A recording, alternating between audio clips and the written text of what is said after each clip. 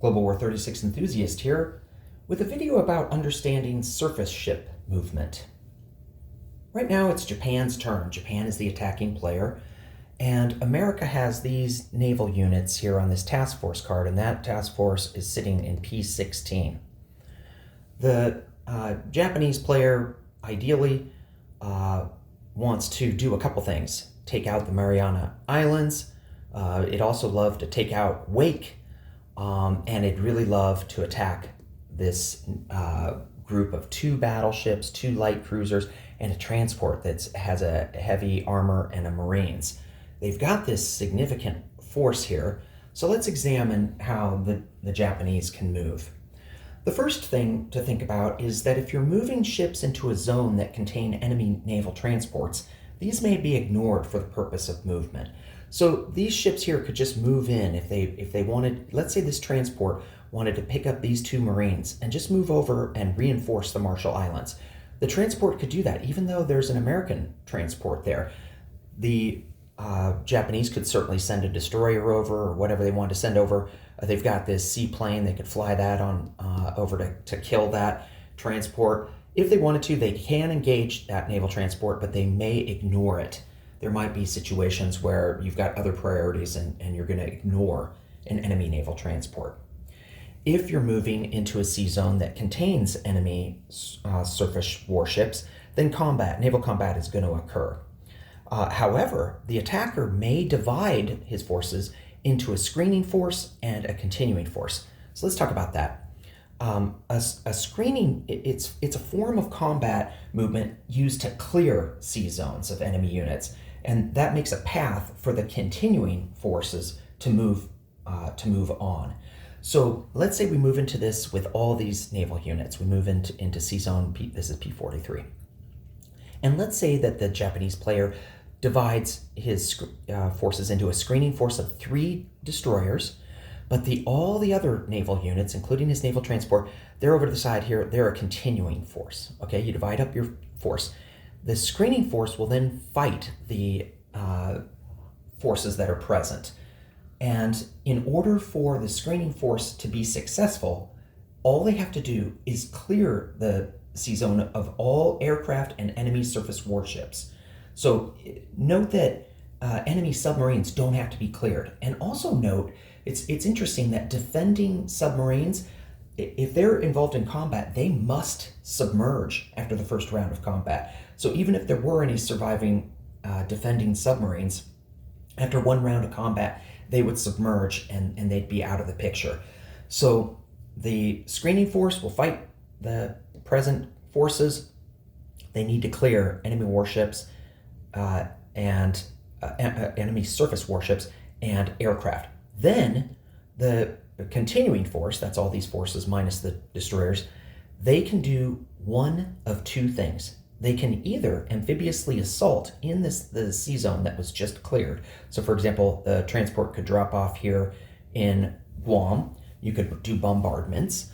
Or the other thing that you could do is travel to one other adjacent space. So you could move your continuing force here, or you could move some ships here, if that's what you want to do. And if they did move over to here, then they would conduct combat against this destroyer. But what they may not do is go into another adjacent sea zone and further subdivide into a screening force and a continuing force. You can't do that. You can divide into a screening and continuing, but a continuing force can't further subdivide. So that it's the furthest that you can make it after a screening battle is 1 adjacent space, and that's going to be it.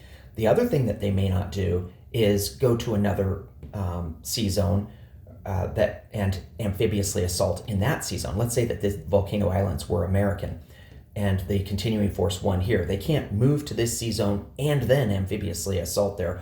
Or let's say that there were a land zone present here. They can't move to this sea zone and then drop off into that land zone. So if you want to amphibiously assault, you're going to need to hit it'll have to be the same place where the screening force is occurring, the screening battle is occurring. So this has some strategic implications. This American fleet that the Japanese would like to hit, the American player has been cagey here. he has put a kind of a picket line of forces that are 2 away from his fleet.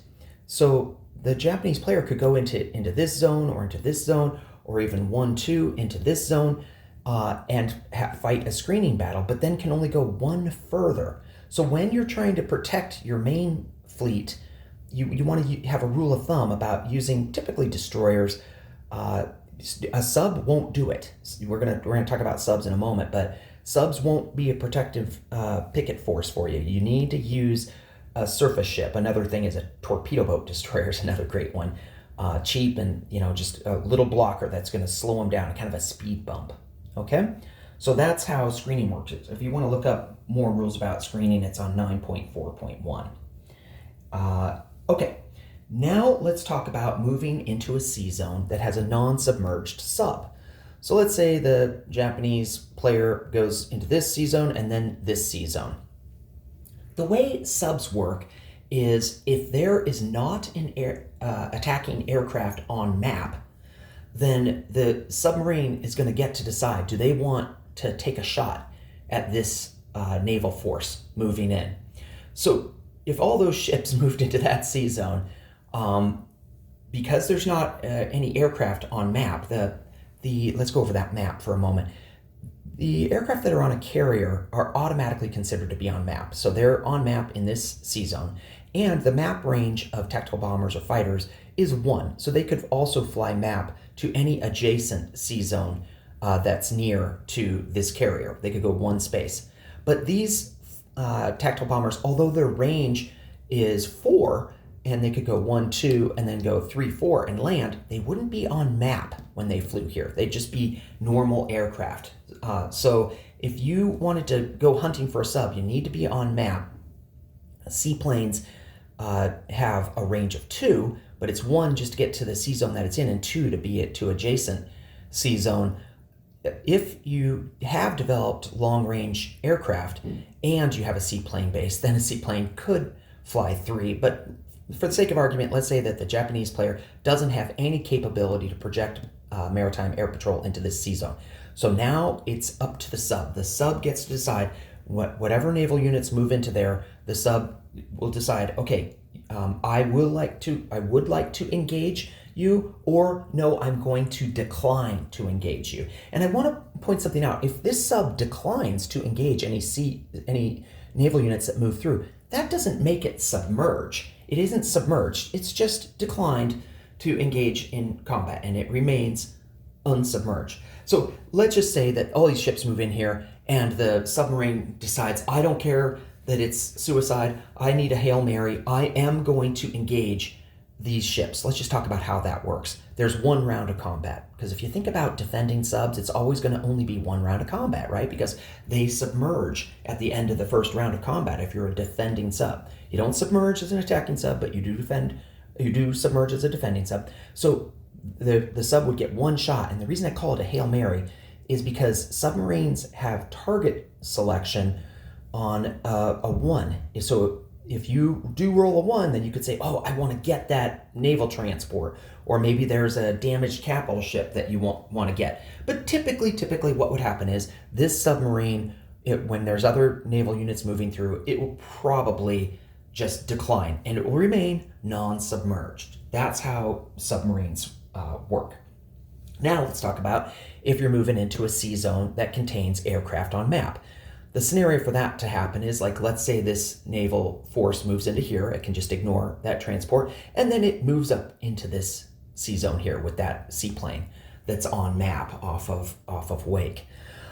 Okay, so in that scenario, the key, this is kind of a rule of thumb, but kind of map is kind of the counter to subs. And just aircraft, normally flying aircraft, not necessarily on map, they're kind of the counter to map. So if you go into the sea zone without any aircraft, then this seaplane has the option about whether or not to engage the naval units that have moved in. But if you bring an aircraft, just fly this tactical bomber, 1, 2, now the attacking player is the one in the driver's seat, and this force can say, yeah, I want to engage that seaplane. I want to attack that seaplane. If you just moved these naval units and you didn't bring any aircraft and went up into this sea zone with the Japanese, then the American player he can't say anything about this heavy cruiser engaging those forces. That's going to be naval combat no matter what. But this seaplane, if you didn't bring aircraft, could elect, I don't want any part of that. I'm just going to stay on map and stay out of it. But once you bring one aircraft in, doesn't have to be on map to do that, then the Japanese player says, oh yeah, I either want to ignore that seaplane that's on map or I want to engage it. And there's a similar thing with ships that are on escort duty. When a ship is on escort duty, the Americans have put this destroyer on escort duty protecting the Manila line, the attacking player can either decide to ignore it or can decide, no, I want to include that in the battle. So maybe the Japanese move all this stuff up here, including an aircraft, and they're like, yep, I want to kill that, I want to kill that, I want to kill that. All of them are going to be involved in the battle. I did not talk about battle cruisers. I think that's going to be a separate video, but hopefully that helps give you some understanding about how the movement of surface ships works.